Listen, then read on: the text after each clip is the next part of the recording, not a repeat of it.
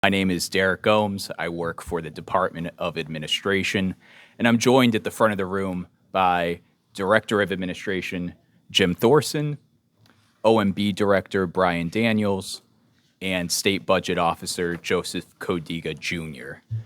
So momentarily, you will hear from Director Thorson for some opening remarks, and then we will turn it over to Brian and Joe, who will provide the presentation of the recommended budget for fiscal year 23. The first section is focused exclusively on the State Fiscal Recovery Fund, after which we will pause for 10 minutes of questions from the media. At that point, we'll resume the presentation, get through the remainder of the slide deck, and then we'll have about 15 minutes of questions at the end. If you have questions that cannot be answered during the formal briefing, Brian and Joe are going to stick around and we'll be happy to converse with you one-on-one. Again, just a friendly reminder that all the materials from this are embargoed until 4 p.m., at which time the documents will be uploaded to the OMB website. And with that, I'd like to introduce Director Thorson.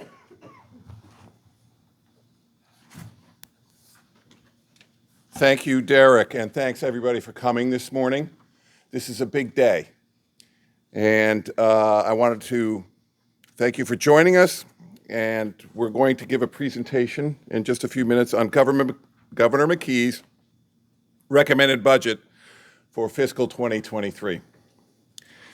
Now, you know, it's been said that the four most dangerous words in finance are, "This time it's different."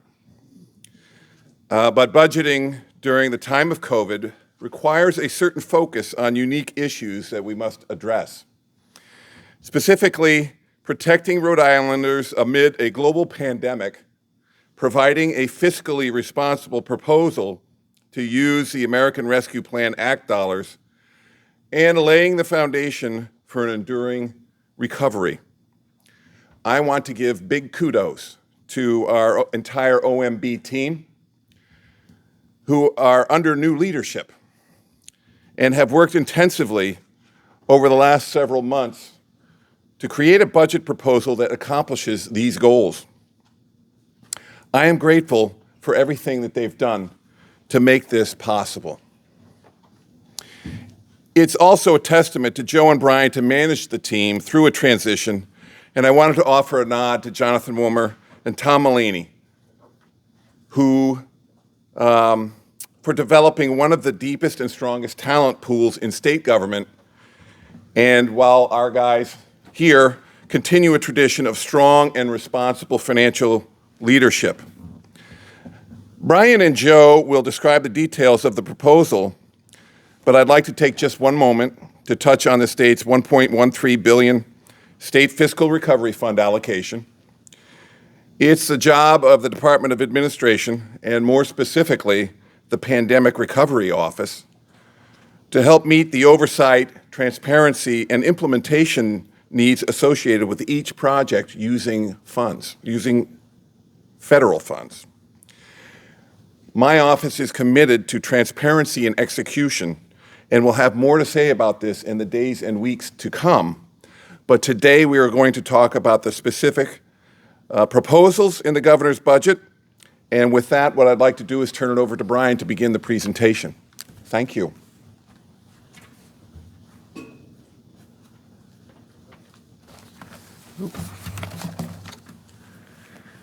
Thank you, Director. I am Brian Daniels. I'm the Director of the Office of Management and Budget. And I'm going to start by focusing on the State Fiscal Recovery Fund. But before we do that, I think it's important to say the mission of this budget. Governor McKee, in his State of the State, really focused on Rhode Island's economic comeback. He pointed out that we are still dealing with COVID, but we need to look to a Rhode Island that's beyond COVID. So a lot of what we see in this budget is consistent with the efforts of the governor and the lieutenant governor in the Rhode Island 2030 initiative to engage with community stakeholders, with experts, to find out what should Rhode Island look like in 2030. And a lot of the recommendations, particularly for the State Fiscal Recovery Fund, are consistent with that initiative. So this is the key theme. It's about Rhode Island's economic comeback and moving us into the next decade. Next slide. So it's an interesting year because we normally would be talking about the fiscal year 23 budget, which is the coming fiscal year. The way I've described it is this is almost three budgets because we have the fiscal 23 operating budget, we have the State Fiscal Recovery Fund from the Federal American Rescue Plan Act, and we also have a very substantial projected surplus in the current fiscal year, in fiscal year 22. So we're looking at about over $600 million in surplus in fiscal year 22. So when we started this initiative with the governor, we said, we have to figure out the best way to spend each of these pots of funds in a fiscally responsible manner. And we'll go through, Joe and I will go through them individually. We'll start with the State Fiscal Recovery Fund. So as you may know, Rhode Island received $1.13 billion in state fiscal recovery funds from the American Rescue Plan Act, and that is intended to support the state through COVID and also to build resiliency in our economy, assist our families, assist our residents, and to improve our economy. The first component of this State Fiscal Recovery Fund, the governor had proposed $113 million in a down payment, and the General Assembly passed that with some additions, so a total of $119 million. They passed on January 4th of this year. So that's about 10% of the total State Fiscal Recovery Fund, and that assists some of the urgent needs of our communities. So assisting small businesses that are impacted by the pandemic, making sure that children, families, and social supports are funded, particularly pediatric care, child care, early intervention, and there was also an investment in affordable housing. When looking at the State Fiscal Recovery Fund, we now have the remaining 90% of that to go through. The governor wanted to make sure that the funds had certain principles in how we were deciding to spend these funds. So as I mentioned, he's been doing the Rhode Island 2030 plan, so engaging with community stakeholders, and there are recommendations that came out of the Rhode Island 2030 plan. Almost all of the recommendations in the State Fiscal Recovery Fund meet a need that was identified in Rhode Island 2030. That's also important because U.S. Treasury requires a public participation process for how these funds are distributed. So this is a way of engaging, meeting with the community, finding out what the long-term needs are for the state, and the governor's proposal for the State Fiscal Recovery Fund meets the needs identified in 2030. Obviously, these funds have to comply with U.S. Treasury guidance, and they also are time limited. So the funds need to be expended by fiscal year 2026. They need to be obligated by 2024. And these are one-time funds. So we need to make sure that we are making investments but not creating a fiscal cliff with these funds so that when those funds expire, we have to backfill with state revenues. So a lot of the investments we'll talk about are specifically one-time investments. Here you see the general categories of the buckets that we're calling them for the different policy initiatives for the State Fiscal Recovery Fund. Housing, as the governor announced in his State of a State, it's $250 million of the State Fiscal Recovery Fund he's proposing for housing. We'll talk a little bit about that in a minute. Next largest item is economic and workforce development at just over $200 million. Aid to small business and impacted industry, public health, climate, children, families, and education, behavioral health, and public infrastructure and technology. We'll go through all of those in greater detail. So going a deeper dive into the categories, housing, as I mentioned, $250 million. But what's important to understand about the housing proposals is that it is a continuum of services. It has about just over $25 million, $26.5 million for assistance to individuals and families experiencing homelessness. It also has $90 million for affordable housing development. It has $20 million for workforce housing. One thing we've heard from working class and middle class families in Rhode Island is that it's difficult to find houses. There's no housing stock. Sometimes there's a financing gap that makes it difficult to build workforce housing. So we have $20 million to address that in this budget. And then there's also $50 million for down payment assistance. As the governor mentioned, many families cannot afford a home because they cannot come up with a down payment. So we have $50 million allocated for down payment assistance. So again, you have a continuum of services from assisting people experiencing homelessness to down payment assistance to make sure that all Rhode Islanders have access to housing. The next category is economic and workforce development. So these are some of the areas that are identified in Rhode Island 2030. Investing in our blue economy. There's $70 million for blue economy investments here. $30 million in biosciences. This is another area that 2030 identified as a growth opportunity for Rhode Island. So making investments there. There's $40 million for Real Jobs Rhode Island. That has been a very successful initiative from the Department of Labor and Training, working with employers to find out what the skills needed are for their workforce and bringing together people, bringing together employers and workforce and making sure that they're making that match and providing that skill set for the employers, for the workforce that they need. We also have a proposal for $22.5 million for higher education academies. This is an initiative from the Office of the Post-Secondary Commissioner, Commissioner Gilkey. Because of the pandemic, a lot of people interrupted their higher ed pursuits or they did not go into higher ed. This is an effort to reach out to those people in their communities and say, what services do you need to get you back on track, to get you to your certificate program, to your degree program? It's a very innovative proposal, and we're very excited to have that in the SFRF. Aid to small business and impacted industry. This is largely targeting small businesses who are the job growth engine in Rhode Island, as well as some of the businesses and sectors that have been affected by the pandemic, such as tourism and hospitality. As the governor noted, there is $10 million for minority-owned businesses because a lot of those businesses were particularly hard hit by the pandemic, making sure that they have the supports they need to expand and thrive. We also have just over $150 million in COVID response. We don't know what COVID is going to look like in fiscal year 23 and 24. We don't really know. So we want to make sure we have some funds set aside to address any public health needs. In case federal dollars start to dry up, we have to make sure that we have funds available. Of that $150 million, $50 is recommended to assist healthcare providers, such as hospitals and nursing homes, to deal with the financial and operational and workforce challenges that they have experienced. Next category, climate. The governor spoke about this yesterday at a press conference. We have $132 million proposed in SFRF for climate. Two of the largest investments are investments in the Port of Davisville at Quonset at $60 million, and also $35 million for the South Key proposal in East Providence.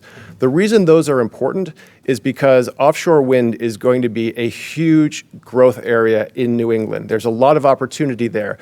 From Connecticut up through Massachusetts, there's not enough port capacity to handle all of the business that is going to be coming. So we have $95 million in investments, in port investments, to make sure that we can capitalize on those, on that opportunity. We also have a $37 million initiative for the Office of Energy Resources to work on home and organizational electrification.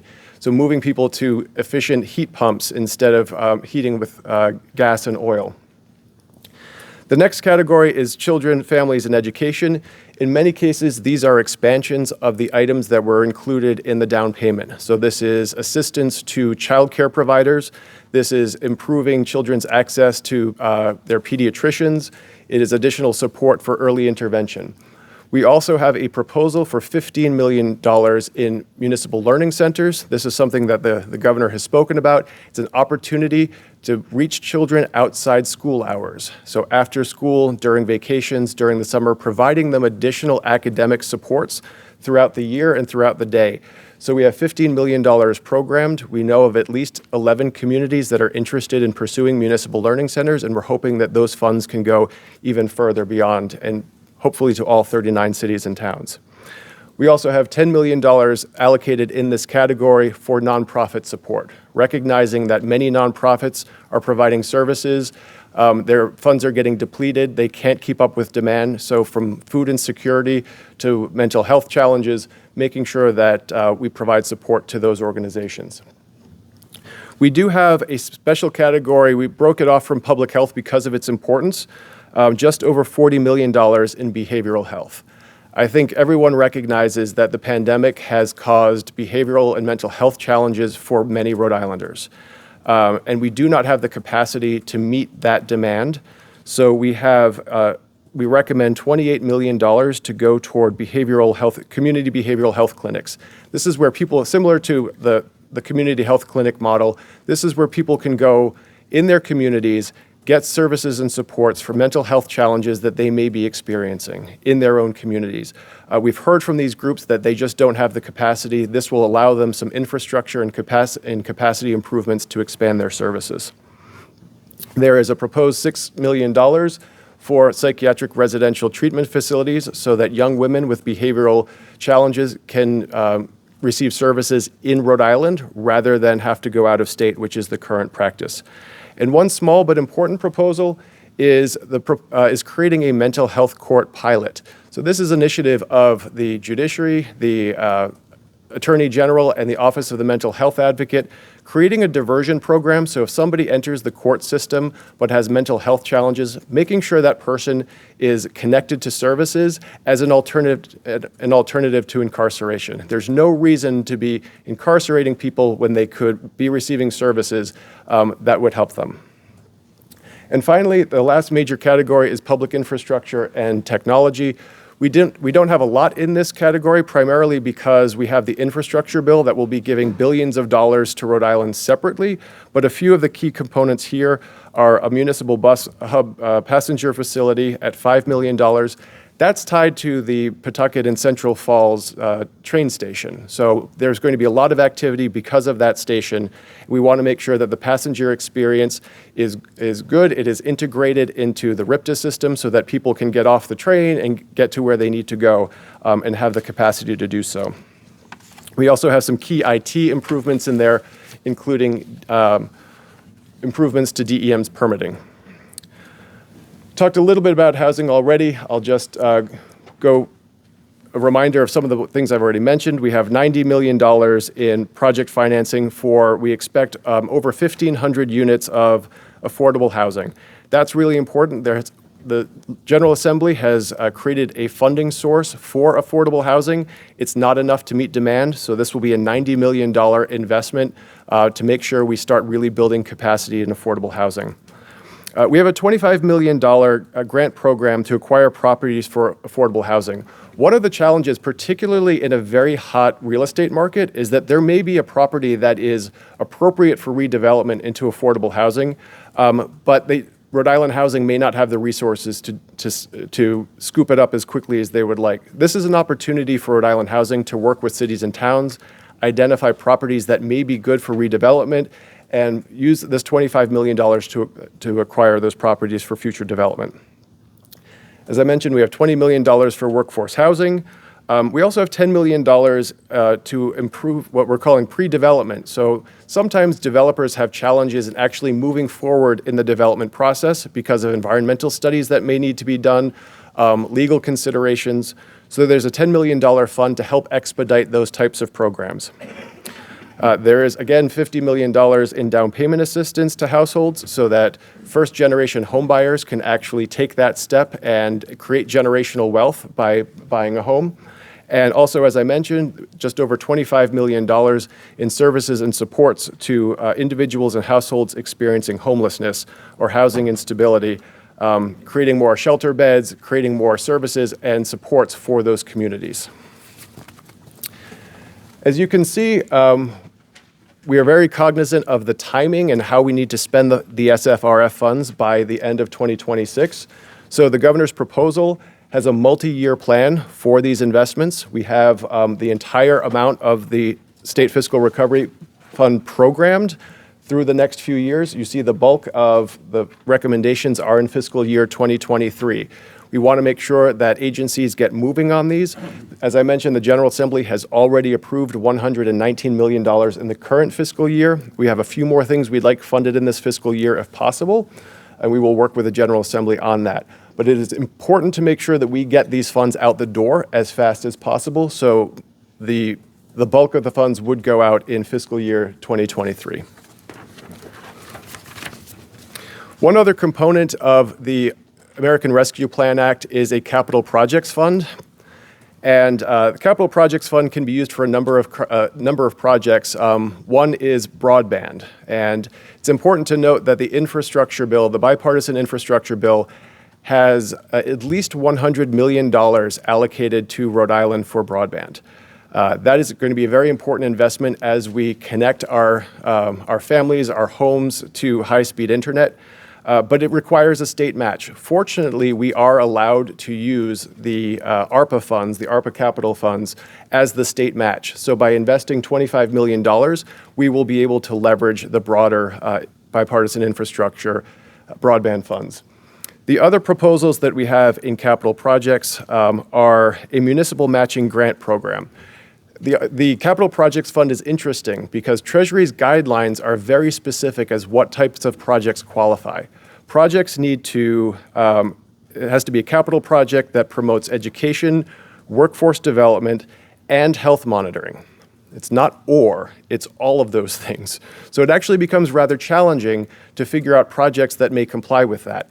As the governor and his team and our office were working with local stakeholders, we found out there was a lot of interest at the municipal level in developing community wellness centers that would have these types of activities. So a substantial portion of the Capital Projects Fund, $46.7 million, would be allocated as a matching program to cities and towns that want to create community wellness centers that meet Treasury's criteria. And the other major project that's proposed for the Capital Projects Fund is Rhode Island College's Student Services Center. This is currently, Rhode Island College has a number of buildings, has a number of services spread out in buildings away from central campus. And so this is an opportunity to consolidate those services, bring them to campus in a convenient location that would also comply with the criteria for Treasury. This is something that in a normal year we may offer to put on the November ballot as a general obligation bond idea.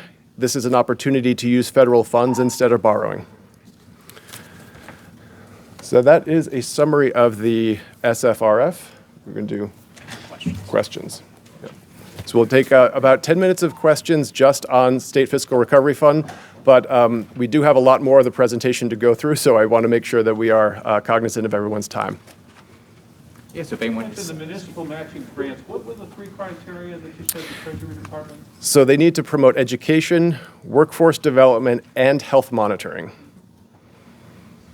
And individual cities and towns have to come up with proposals that meet all of those? Yes, our conversations with the cities and towns, they are aware of the criteria, and if this is approved by the General Assembly, we would work with the cities and towns to make sure that their projects meet the Treasury criteria.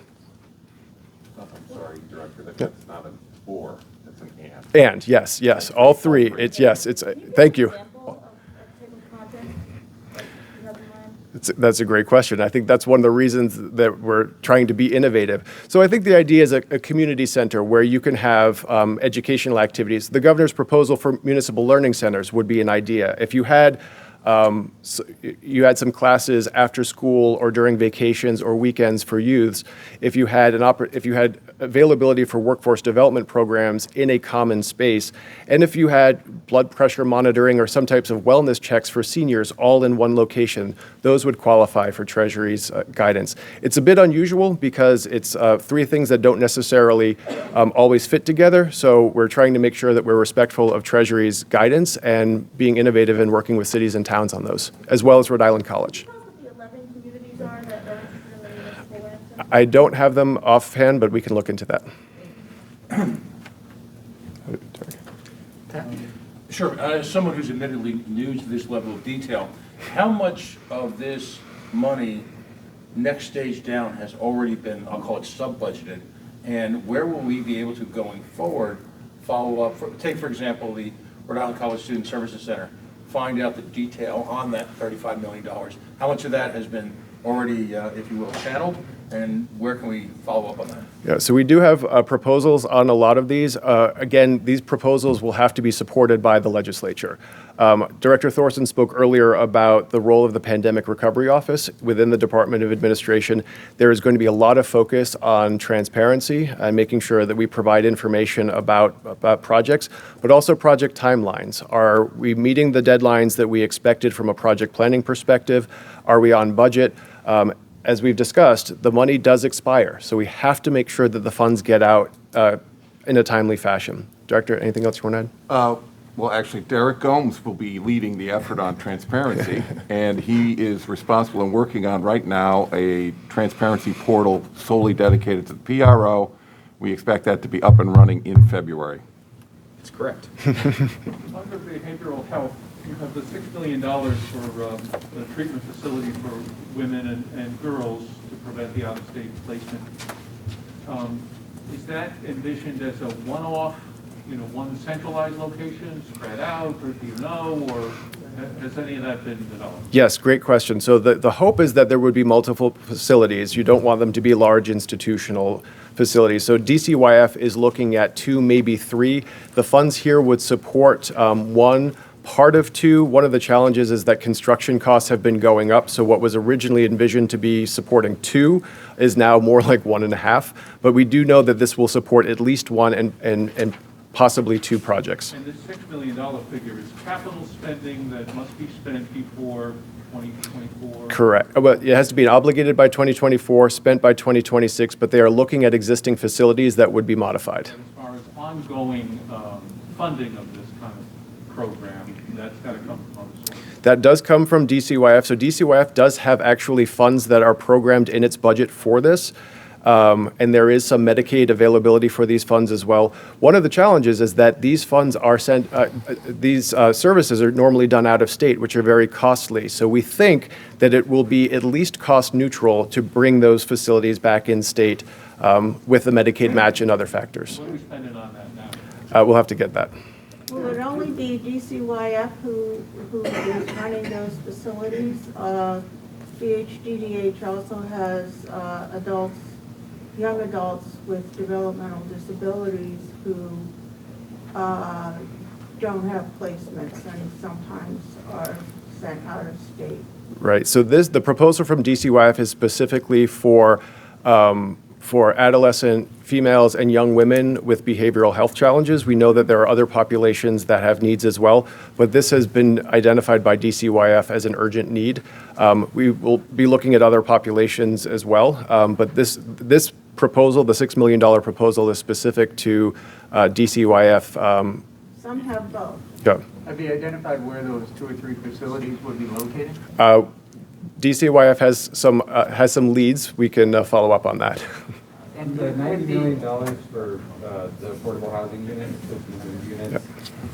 How do you envision spending that money? Are we talking about government-run housing, or how exactly are you expecting to generate that type of development? Good Question. So most of the affordable housing programs run through Rhode Island Housing's existing initiatives. So we're not looking to change anything substantively about how these projects are run. They are largely expansions of existing programs. So Rhode Island Housing will work with developers to make sure that they develop these houses. They have to be develop the units. They have to be deed restricted so that they remain affordable for a long time. So it's not necessarily Rhode Island Housing running the facilities. It's working with the developers to make sure that they remain affordable. And how much of the 1,500, you said 1,500 to preserve or new? How much new existing units and how much of that is just preserving? We'll check on that, Patrick.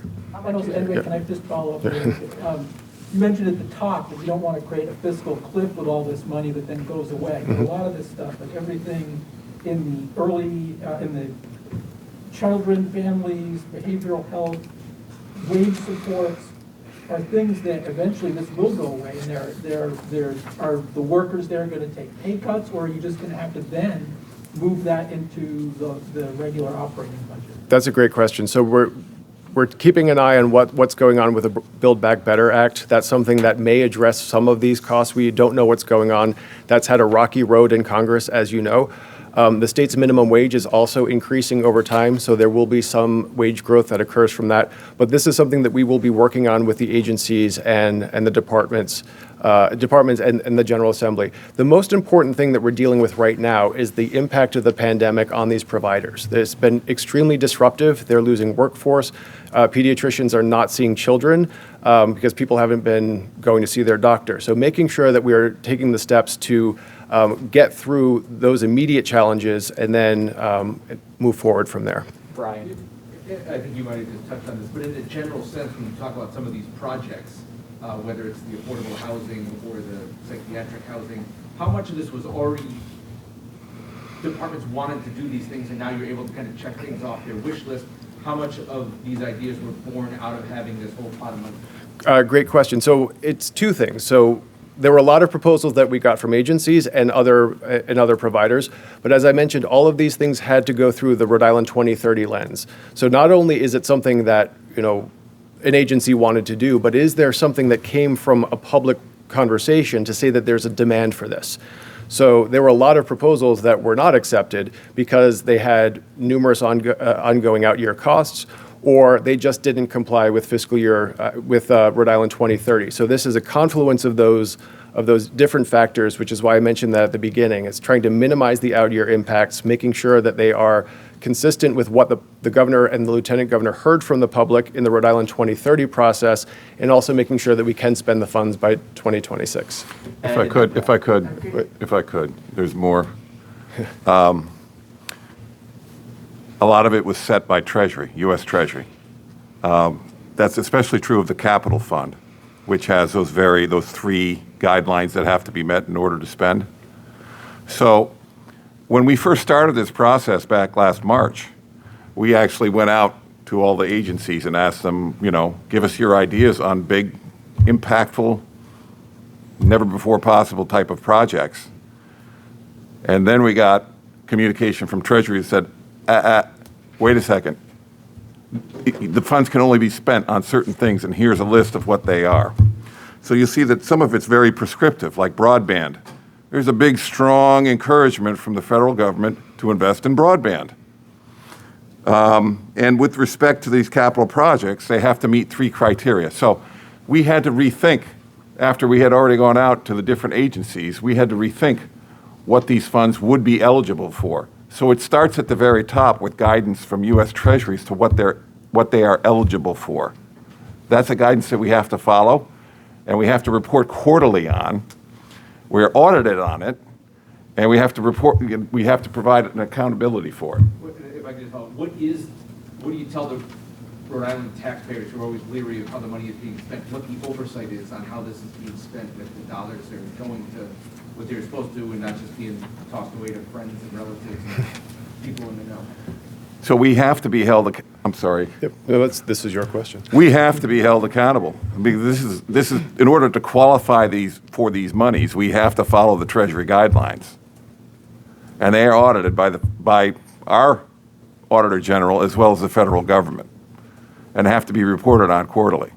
So in terms, that's the minimum level, but we're going beyond that. Through the Pandemic Recovery Office, we're going to have a special transparency and accountability portal that will account for each of the different projects individually and collectively, where they are. The way I had envisioned this was much like the signs you see by the roadside, on time and on budget that have been popularized by DOT. But it's going to be a little bit more detailed in terms of what the project is, where we are in progress, and whether we're on budget, and where the money specifically are going. So that will be accessible. We're committed to that. I'm sorry. With the housing funds, how much is dedicated to site acquisition, and what's the process for divvying that up? So site acquisition, I believe, is 25 million. We do have people from Rhode Island Housing. We could have them follow up with you if you want additional information about the process for site acquisition. But I think, again, the expectation is that Rhode Island Housing will work with cities and towns, will work with developers, try to figure out areas that are appropriate and properties that are appropriate for affordable housing development, and work with those partners in order to identify and then secure those properties. You remarked in your presentation about the input you received in the Rhode Island 2030 project. I attended a number of those sessions, and what was remarkable about them was that you had face-to-face meeting with director-level cabinet officials with the public. Can you point to one or two specifics in this presentation where the 2030 project actually generated an idea? Hopefully, if all goes well, we will have a document in the coming weeks lining everything up in the budget with 2030 proposals. So that is something that has been front of mind. We will be able to provide that. Can you explain on the down payment assistance, who will be eligible for that? Is it just low income, is it just first-time homebuyers? Yeah, so it's definitely first-time homebuyers. There is a preference in Treasury's guidance. Director Thorson talked about some of the criteria. So generally, Treasury prefers that projects be aid to disproportionately impacted communities, businesses, and populations that have been impacted. So I think a portion of some, if not all, of the down payment assistance is going to try to meet those Treasury guidance targets. It's going to depend on the rollout. We're going to have to work with the General Assembly to find out exactly what we want the scope of the project to be. We want to make sure that it is mostly first-time home buyers. And if, to the greatest extent possible, addressing the populations identified in Treasury guidance. And we're going to hold off. If you have additional questions about SFRF, we can do that at the end. Yep. But we'll move on to the one-time surplus investments with Joe.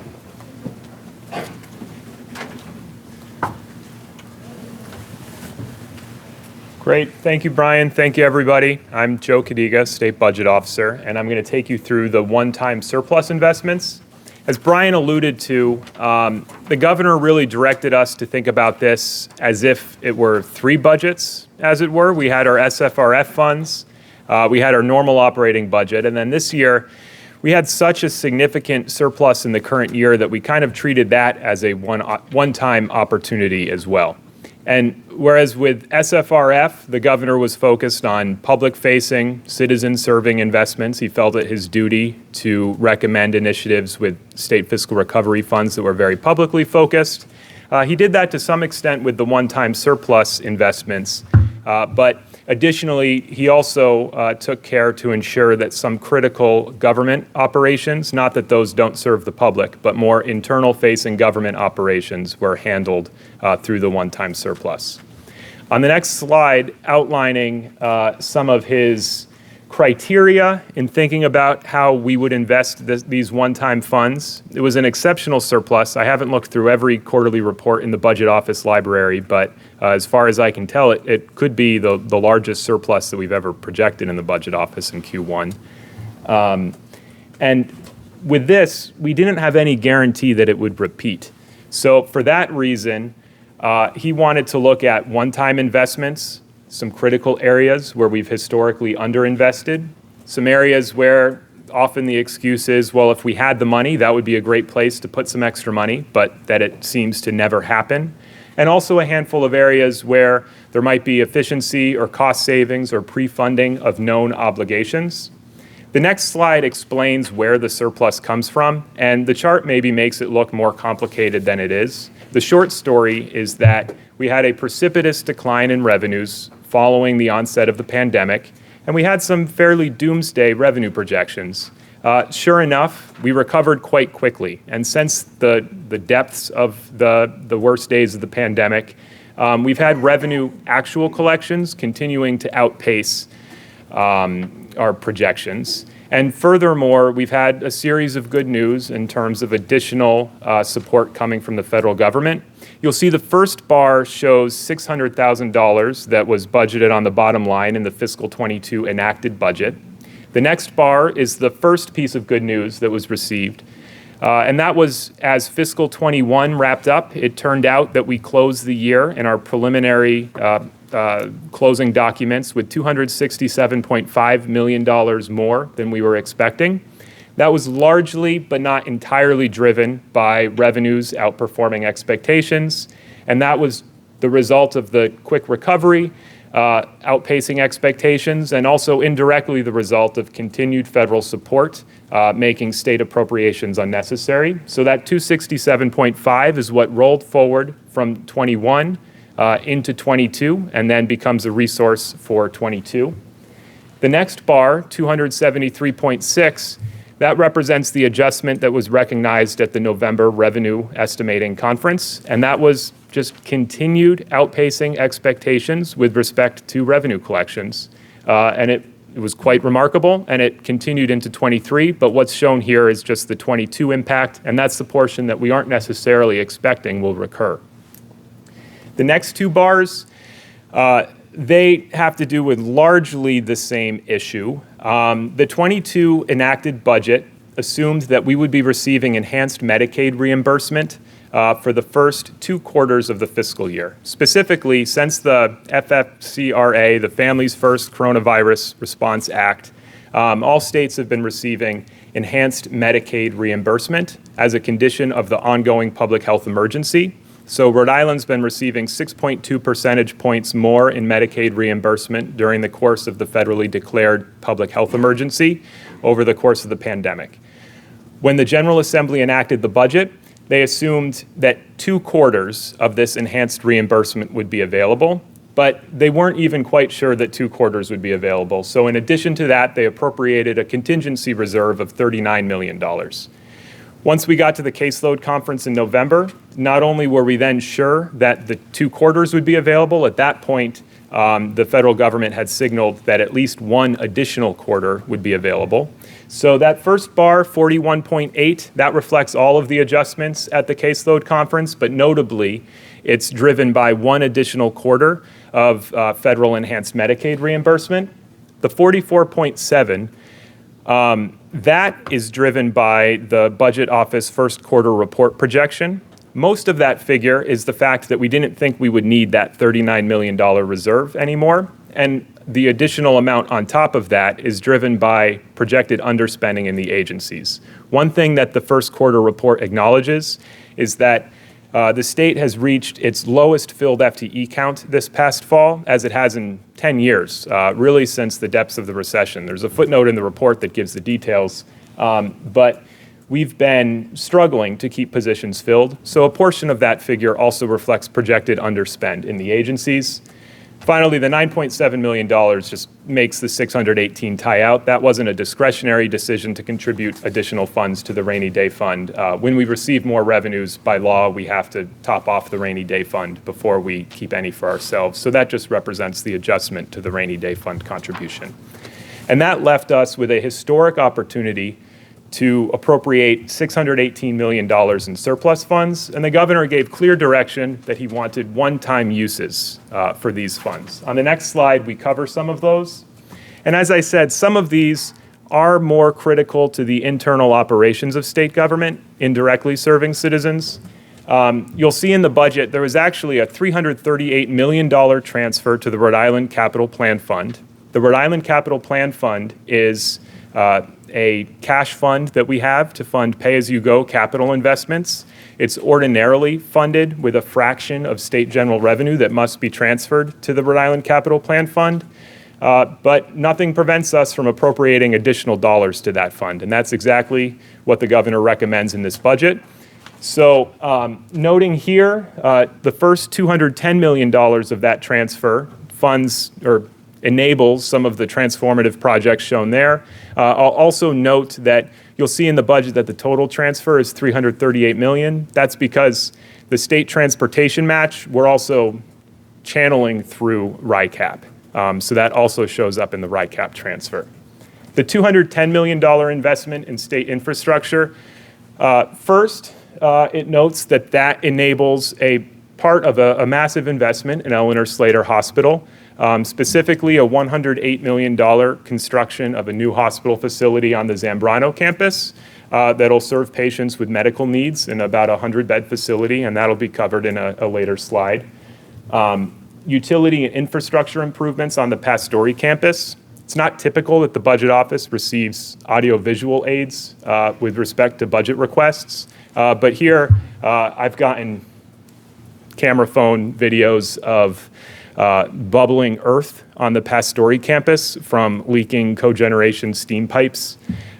So that is a place where anyone who works or serves at the Pastore campus knows the disruption that occurs from outages and failures on that campus of their cogeneration facilities, of their electric, steam, water, and sewer. And this will bring the campus up to a modern standard so that the 24/7 corrections, healthcare, and state operations, customer service facilities can continue functioning.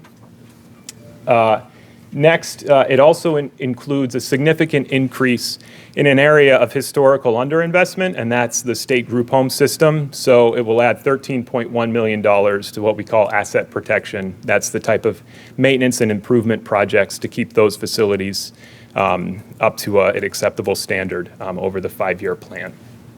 $50 million, that goes to the IT Investment Fund. That's another fund where last year the General Assembly appropriated a historic $50 million for the Enterprise Resource Plan, the statewide IT system for our core administrative functions. And this year, an additional $50 million will largely be dedicated in about equal proportion to 2 major projects. One is an electronic medical record system at Eleanor Slater Hospital. That will replace the extremely antiquated paper record-keeping practices at the hospital and bring the level of patient care and record-keeping up to the standard that patients frankly deserve there. And then the other major investment that will be supported from the ITIF transfer is a DLT IT improvement, and that will support the IT enterprise infrastructure that supports employer tax and the TDI and TCI programs. DLT administers predominantly federal and trust fund funded UI benefits, but the TDI, TCI, and employer tax programs are state administered programs, and this will provide some of our state funds to help support that infrastructure as well. The next item, $100 million, as I said, that will flow through the RICAP transfer, so that will show up in the budget as RICAP, but the $100 million there is meant to support transportation and transit state match. With the bipartisan infrastructure bill, the IIJA, we were fortunate to receive as much as some of it is the renewal of normal ongoing funding, so it's not fair to call every penny of the IIJA net new money for the state. But we may receive over the next 5 years as much as $1.2 billion of additional formula and expected discretionary awards for transportation. And with that great opportunity comes the burden of usually an 80-20 state match. So in an 80% federal, 20% state ratio, we need to come up with additional resources. And we did not want to leave that hole in the out years. So the $100 million is sufficient to fund the transportation and transit match through state fiscal year 2024 so that there will not be an additional burden for coming up with state match to support the transit and transportation components of the bipartisan infrastructure bill for at least the next 2 years. And that should hopefully give all policymakers the time to come up with the long-term solution to bring that into balance. Next is another federal match program that received enhanced funding as a result of the infrastructure bill, and that's the Clean Water Drinking Water Funds. That's something that recently we funded with GO. Arguably, it's not an appropriate use of borrowing if it's a recurring and predictable expense. Borrowing every year for the same thing, eventually it might just make sense to just pay every year in your operating budget for that thing. This year we had the opportunity that we did have the one-time funds available. So the $21.9 million avoids having to put something like that on the GO request, and it funds the state share obligation for the clean water and drinking water investments for at least the next 2 years. Finally, in the category of if we had the extra money and cleaning up some of those past wrongs, on the state pension books for many years has been a deferral that occurred in 1991 and 1992 when the state failed to meet its obligations and deferred payment into the state pension system in the time of the savings and loan crisis. Right now that remains and is amortized over time on the state pension books in the amount of, we face an amortization payment of about $6 million. So in other words, the state's contribution to the pension fund is about $6 million higher annually than it would be otherwise if that deferral was not on the books. And a $62 million payment to the pension fund is included in the budget with the hopes of taking that off the books. And that's recognized in our out-year forecast beginning in fiscal 25 as a $6 million savings. Eleanor Slater Hospital, we have representatives from BHDDH here who can answer some more detailed questions, but at a high level, this investment is more than just the $108.2 million.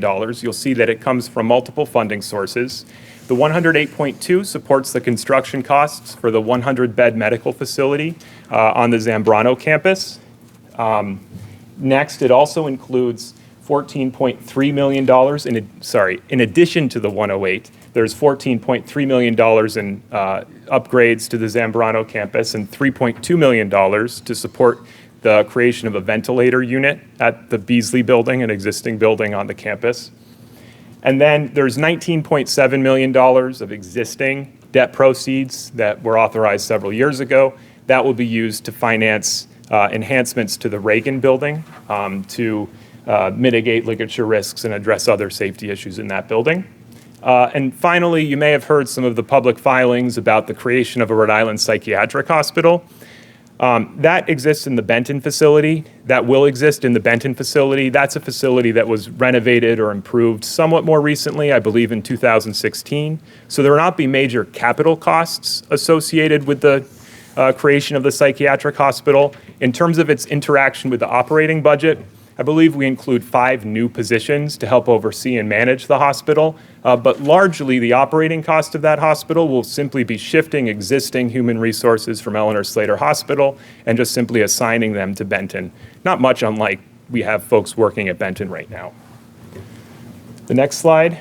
In terms of ballot initiatives,